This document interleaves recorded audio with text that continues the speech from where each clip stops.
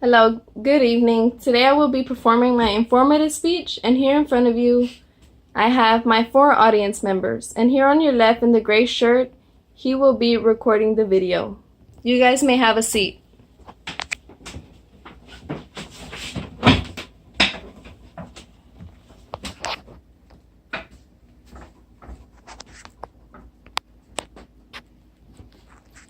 Hello, good evening. My name is Selena Requena, and today I will be talking to you guys about a really interesting topic, and that topic is bullying. Many of you may have heard of it, it's pretty common, but how many of you guys are informed on the new updated statistics on bullying or still practice preventing bullying? Well, that's why I am here today. Thank you. Have any of you guys been a victim of bullying or know someone who has ever experienced it before? Well, maybe the ones of you who didn't raise your hand, maybe you have been a victim and you didn't even know it. Bullying comes in many ways and it has many definitions. But one of the most common one is when a behavior hurts or harms a person physically or emotionally. We must be aware of bullying because it happens very often and mostly in our schools. It is a very serious topic that has even led to suicides. And it's important for us to practice ways that it can be prevented. The most common place where bullying occurs is in our schools. In 2010, the Regional Education Library reported that 64% of children who are bullied in schools do not report it. And in 2016, the National Center for Education Statistics reported that over 1 out of 5 students do report that they're being bullied. But why don't all students report that they're being bullied? Well, maybe it's because of that bully who's putting fear in these students and are making them afraid to speak up. But we need to make sure that we're speaking to them and making sure that they know that they are not alone and they need to speak up. To my left here, I have this chart. It was made by a researcher named Allison, and it's as we see here, the title, Types of Bullying, and it involves the male and the female. As we can see here in the bottom, there are multiple ways that bullying happens. And to my left here, the percentage experience the type of bullying is shown here.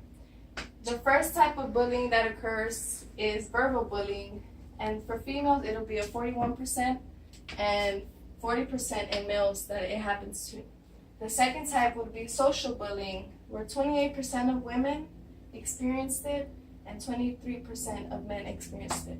And one really common one that many of us probably know about is physical bullying.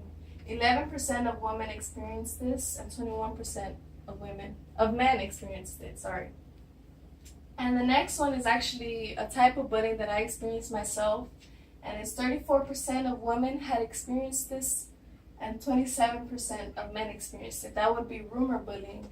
I experienced it when I was in high school, and I was being told about a rumor that was made of me that wasn't at all true.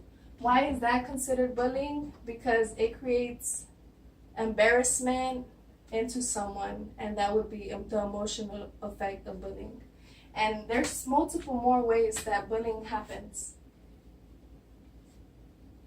Bullying is so major that it has led to suicides.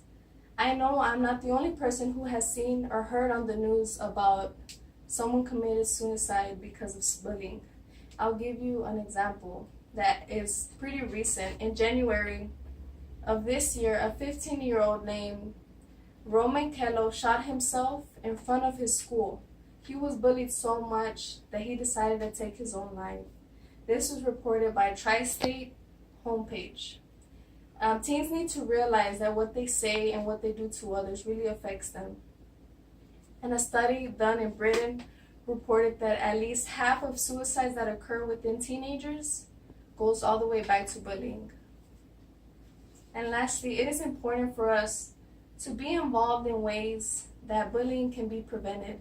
And it's not a lot of hard work. It's pretty easy things, some things that we already probably do. We need to respect one another, stand up for others, and report it when we need to, whenever it's being witnessed. And there's a really good website that I found. It's stopbullying.gov. And here, if you want more information about bullying, you can go to this website, and they even have more ways that you can prevent it. Bullying must no longer exist. Teenagers, young people, older people cannot be taking their lives away so soon because of words or action that someone does to them. They must know that they are not alone. And like myself, I have experienced it before, but I knew there was people out there to speak to and to help me, and they need to know that as well. And if you're in school or you have kids who are going to school, make sure to inform them about bullying and make sure that they know they have you to speak to if it's ever happening to them.